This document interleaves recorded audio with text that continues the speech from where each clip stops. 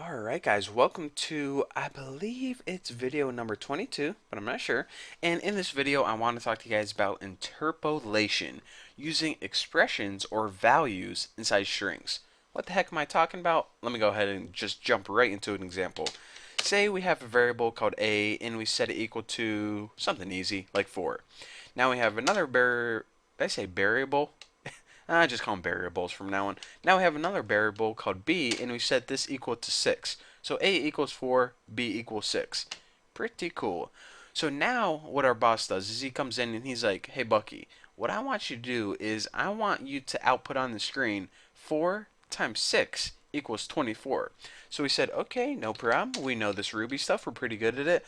What I'm going to do is just put a times b equals a times b. It's just going to go ahead and run that expression, and then it's going to print out 4 times 6 equals 24.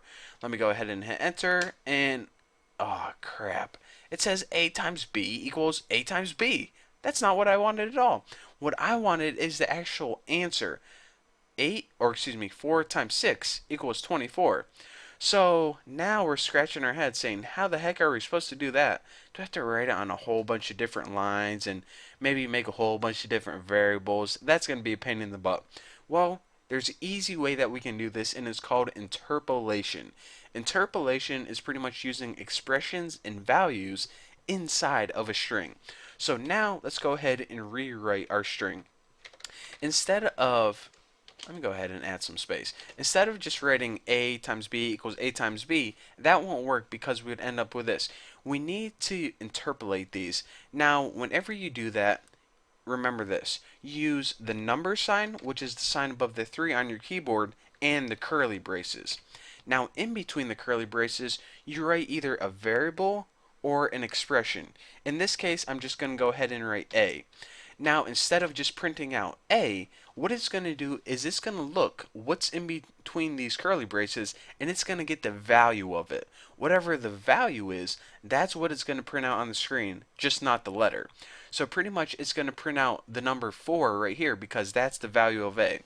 Now I'm just going to go ahead and hit times, pound sign, B. Now of course this is going to go ahead and print out 6 and set it equal to, and check this out. Those are just simple variables, easy enough to understand, but this may not be so easy to understand. A times B.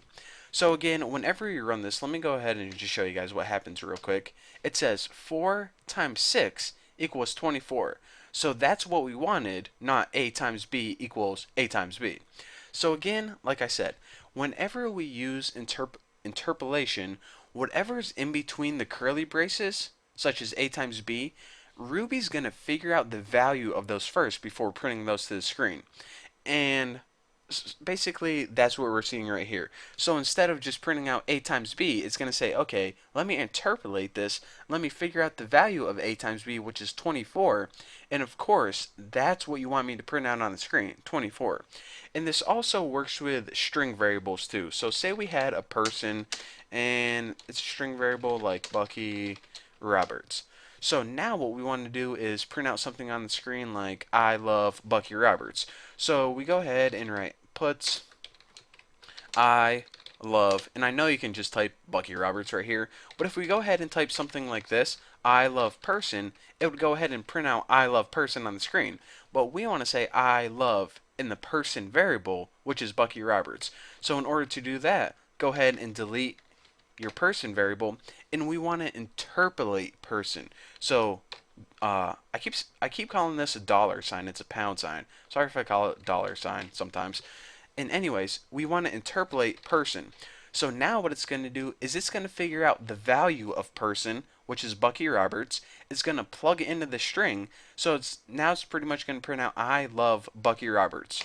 So check it out. I love Bucky Roberts. I really do, guys. I really love him. He's a good guy. So now that is pretty much interpolation, pretty much using either variables such as a, or expressions such as a times b, or strings. So there you go. There you have it. Thank you guys for watching. Don't forget to subscribe. Don't forget to add me on Google+. And if you have any questions, not only about this video, but any other video, go ahead on my forum, tnbforum.com, and you can ask me there. I'll answer it for you. If not, a bunch of people are willing to help. So thank you guys for watching. Don't forget to subscribe, and I'll see you later.